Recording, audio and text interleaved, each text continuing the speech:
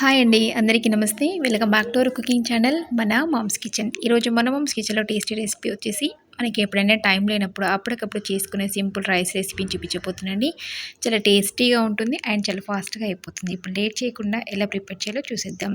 ముందుగా stove on చేసుకొని ఒక ప్రెషర్ కుక్కర్ పెట్టుకొని అందులోకి 2 టేబుల్ స్పూన్ల ఆయిల్, అలాగే ఒక ఎండుమిర్చి, అలాగే కొద్దిగా జీలకర్ర, అలాగే కొంచెం ఆవాలు వేసేసుకొని కొంచెం ఫ్రై అయిపోయిన తర్వాత ఒకటి సన్నగా పొడుగ్గా కట్ చేసుకున్న ఆనియన్ కూడా వేసేసుకొని ఫ్రై చేసుకోవాలి. అలాగే ఒక 2 పచ్చిమిర్చి ఇలా పొడుగ్గా కట్ చేసుకొని వేసుకొని ఇదంతా కూడా చక్కగా ఒక నిమిషం పాటు వేయించుకోవాలి.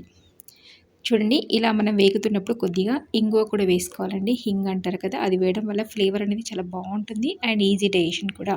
అలాగే ఒకటి సన్నగా చిన్న ముక్కలు కట్ చేసిన టమాటా ముక్కలు కూడా వేసేసుకొని మరొకసారి దీన్ని ఫ్రై చేసుకోవాలి. మనకి ఎప్పుడైనా టైం లేనప్పుడు అప్పటికప్పుడు ఈజీగా చేసేసుకోవచ్చండి. ఎలాంటి కర్రీ కూడా అవసరం లేదు. సింపుల్‌గా అలానే తినేయచ్చు. చాలా టేస్టీగా ఉంటుంది. చూడండి, మనం వేసిన టమాటో కొద్దిగా మనకి మగ్గిపోతే సరిపోతుంది. మరీ ఎక్కువ కుక్ కావాల్సిన అవసరం లేదు. అలాగే ఇందులోకి కొద్దిగా కరివేపాకు కూడా వేసేసుకొని మరొకసారి ఇదంతా కూడా బాగా మిక్స్ చేసుకోవాలి. చూడండి, ఇదంతా కూడా చక్కగా మనకి మిక్స్ అయిపోయింది కదా! టమాటా అలాగే ఆనియన్, కరివేపాకు అంతా కూడా చక్కగా మిక్స్ అయిపోయిన తర్వాత, ఫ్రై అయిపోయిన తర్వాత ఇందులోకి నేను ఇక్కడ ముందుగానే ఒక గంట పాటు నానబెట్టుకోండి పచ్చిశనగపప్పును. అది ఇందులోకి వాటర్ తీసేసుకొని యాడ్ చేసుకోవాలి. మనం రైస్ క్వాంటిటీని బట్టి మనం పచ్చిశనగపప్పు అనేది వేసుకోవాలండి. నేను ఇక్కడ ఒక గ్లాస్‌కి ఈ పచ్చిశనగపప్పు అనేది ఒక చిన్న కప్పు పచ్చిశనగపప్పు నానబెట్టుకున్నాను. అలాగే ఒక గ్లాస్ రైస్ కూడా ఒక 10 నిమిషాల పాటు నానబెట్టుకుని వాటర్ తీసేసుకొని యాడ్ చేసుకొని, ఇప్పుడు మనం వేసిన పప్పు అలాగే రైస్ అంతా కూడా చక్కగా ఒక నిమిషం పాటు మనం ఫ్రై చేసుకోవాలి.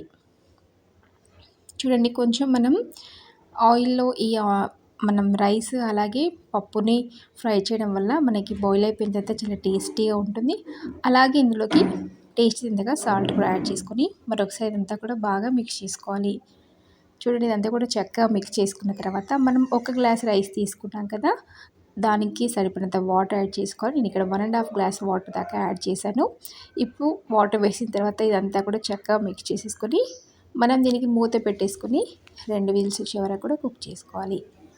చూడండి, మరీ ఎక్కువ మనం ఉడికించాల్సిన అవసరం, జస్ట్ 2 విజిల్స్లో మనకి ఈజీగా టేస్టీ దాల్ పలావ్ అనేది రెడీ అయిపోతుంది. ఒక 2 విజిల్స్ వచ్చే వరకు కుక్ చేసుకోవాలి.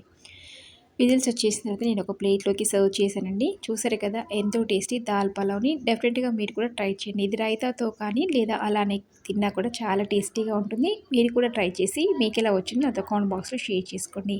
అలాగే మీకు ఈ రెసిపీ నచ్చితే తప్పకుండా ఒక లైక్ చేయండి, షేర్ చేయండి. అలాగే ఇలాంటి టేస్టీ రెసిపీస్ కోసం ఛానల్ని సబ్స్క్రైబ్ చేసుకోవడం మర్చిపోద్దు.